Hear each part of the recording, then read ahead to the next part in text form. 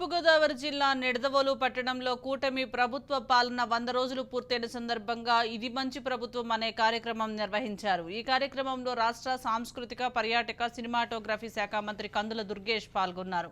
ఈ కార్యక్రమంలో ప్రజల వద్దకు మంత్రి దుర్గేష్ వెళ్లి కూటమి ప్రభుత్వం ఈ 100 రోజుల్లో ప్రజలకు చేసిన మంచిని వివరిస్తూ ప్రజల నుండి అర్జీలను స్వీకరిస్తూ ప్రభుత్వం చేపట్టిన సంక్షేమ అభివృద్ధి కార్యక్రమాలను తెలియజేశారు.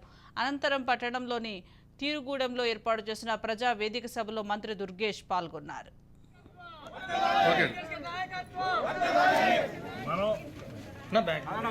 ముఖ్యమంత్రి గారు ఉప ముఖ్యమంత్రి గారు స్టిక్కర్ మన ఇంటికి పెట్టుకోండి. మీకు సంతోషమేనా ఈ ప్రభుత్వం మీద? వస్తున్నాం ఆ ప్రభుత్వానికి ఏమో 2000 అమ్మాయి ఇద్దరు వచ్చారు కదా తల్లి